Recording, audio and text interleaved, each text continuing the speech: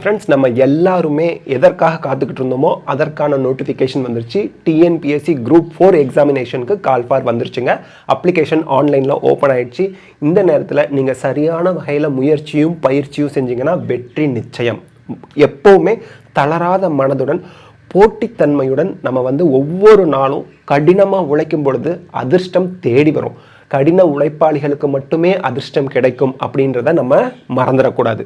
Okay, இப்போ tnpsc.gov.in இந்த வெப்சைட்டை ஓப்பன் பண்ண உடனே நமக்கு ஒருங்கிணைந்த குடிமைப்பணிகள் தேர்வு 4 combined civil service examination 4 group 4 சர்வீஸ்க்கான நோட்டிஃபிகேஷன் பப்ளிஷ் பண்ணியிருக்காங்க. தமிழ் பதிப்பை பார்க்க இங்கே கிளிக் பண்ணுங்க. இங்கிலீஷ் வெர்ஷனுக்கு இங்கே நம்ம இங்கிலீஷ் வெர்ஷன் பார்ப்போம். கடகடன் பார்த்துடலாம்.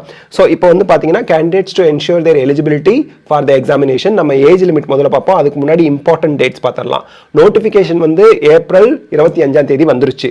Last date and time for submission of online application May 24 night 11:59 நீங்கள் அப்ளிகேஷன் போட்டணும் ஆன்லைனில்.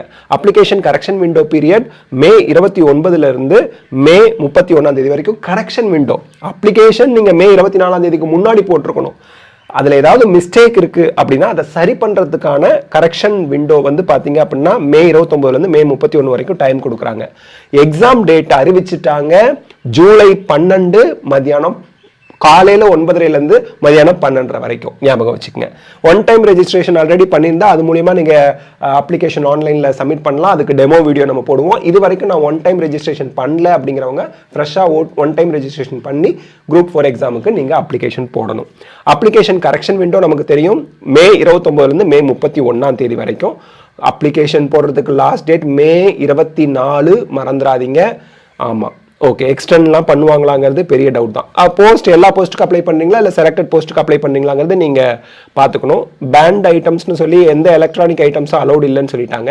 இப்போது நம்பர் ஆஃப் போஸ்டிங் அப்படின்னு பார்க்கும்போது விஏஓக்கு மட்டுமே 215 போஸ்டிங், ஜூனியர் அசிஸ்டன்ட் 1621 போஸ்டிங். அதுக்கப்புறம் போஸ்டிங் அந்த அளவுக்கு இல்லை. ஜூனியர் ரெவென்யூ இன்ஸ்பெக்டருக்கு 239 போஸ்டிங், டைப்பிஸ்ட்டுக்கு 1099 போஸ்டிங், ஸ்டெனோ டைப்பிஸ்ட்டுக்கு 335 பிளஸ் மற்றதெல்லாம் சேர்த்து இருக்கு. ஸோ மொத்தமாக 3935 போஸ்டிங்க்கு அவங்க எக்ஸாமுக்கு கால் ஃபார் பண்ணியிருக்காங்க. இப்போ நம்ம எலிஜிபிலிட்டி ஏஜ் கிரைட்டீரியா பார்த்துருவோம். ஓசி கேண்டிடேட்டா இருந்தா அவங்க SC, SCA, ST, MBC, DC, BC, பிசிஎம்ல இல்லை. ஓசி ஓப்பன் கேட்டகரியில் வராங்க அப்படின்னா விஏஓவாக இருக்கணும்னா அவங்க மினிமம் ஏஜ் லிமிட் 21 கம்ப்ளீட் ஆகிருக்கணும். 32க்கு மேலே இருக்கக்கூடாது. அதே போல் எல்லாருக்குமே 32க்கு மேலே இருக்கக்கூடாது. அதே ஓசியாக இருந்து ஃபிசிக்கலி சேலஞ்சுனா 42 வயசு வரைக்கும் ஏஜ் ரிலாக்ஸேஷன் இருக்குது. அதே எக்ஸ் சர்வீஸ் மேனாக இருந்தாங்கன்னா ஓசியாக இருந்து 50 வயசு. டெஸ்டிடியூட் விடோ அதாவது ஆதரவற்ற விதவைகளாக இருந்தாங்கன்னா அப்பர் ஏஜ் லிமிட் 37 வச்சுருக்காங்க. ஓகே, அதே சார் நான் BC, BCM, MBC, SC, SCA, எஸ்டியில் வரேன் அப்படின்னா உங்களுக்கு பார்த்தீங்கன்னா விஏஓவுக்கு மினிமம் ஏஜ் லிமிட் அதுதான் 21, மேக்ஸிமம் ஏஜ் லிமிட் 42 விஏஓவுக்கு. பர்சன் வித் பெஞ்ச்மார்க் டிசபிலிட்டினா உடல் ஊனமுற்றவர்கள் 52, எக்ஸ் சர்வீஸ்மேன் 55, டெஸ்டிடியூட் விடோவுக்கு 42 வயதாக வச்சிருக்கிறாங்க ஆதரவற்ற விதவைகளுக்கு. அதே ஜூனியர் அசிஸ்டண்ட்டு மற்ற பதவிகளுக்கு பார்த்தீங்க அப்படின்னா minimum age limit 18, BC, BCM, MBC, SC, SCA, ST அப்படி இருந்தால் 34 வயது. அப்புறம் இந்த ஒரு சில இது போட்டு பிசி, பிசிஎம், எம்பிசிக்கு 34 வயது, எஸ்சி, எஸ்சிஏ, எஸ்டி அந்த 3 கேட்டகரியில் வரவங்களுக்கு 37, 3 வயசு டிஃப்ரென்ஸ் இருக்குது. 34, 37. அதே போல் இது யாருன்னு பார்த்தீங்கன்னா எல்லாருக்குமே பொருந்தும். அதே பர்சன் வித் பெஞ்ச்மார்க் டிசபிலிட்டினா பிசி, பிசிஎம், எம்பிசியில் உடல் ஊனமுற்றவர்களாக இருந்தால் 44, எஸ்சி, எஸ்சிஏ, எஸ்டியாக இருந்தால் 47. அதே போல் முன்னாள் இராணுவ வீரர்களுக்கு 55 மொத்தமாகவே வந்துடுது. டிஸ்டிடியூட் விடோவுக்கு 37 கொடுத்துருக்குறாங்க. ஓகேங்க. ஸோ இந்த மாதிரி ஏஜ் லிமிட்லாம் கொடுத்துருக்குறாங்க. இந்த no maximum age limit for candidates belonging to BC, OBC, other backward community, BCMs, MBC, SC, SCA, ST who possess a general educational qualification which is higher than the minimum general educational qualification. So general educational qualification இருந்தால் age limit கிடையாது அப்படின்னு சொல்லியிருக்காங்க. யாருக்கு? BC, BCM, MBC, SC, SCA, ST ஸ்டூடெண்ட்டுக்கு. Okay, so அந்த ஒவ்வொரு கேட்டகரிக்கும் full form கொடுத்துருப்பாங்க.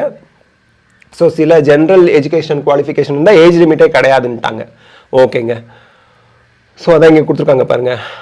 No maximum age limit means shall means that the candidate should not have completed 60 years. ஏன்னா கவர்மெண்ட் ஜாபோட ரிட்டையர்மெண்ட் ஏஜ் 60 ஏஜ் வந்து உங்களுக்கு 1/7/2025 அந்த டைமில் நீங்கள் கடந்திருக்கக்கூடாது. ஏன்னா உங்களுக்கு ரிட்டையர்மெண்ட் ஏஜுக்கு அப்புறம் நீங்கள் எழுதுறது வேஸ்ட் தானேங்களே.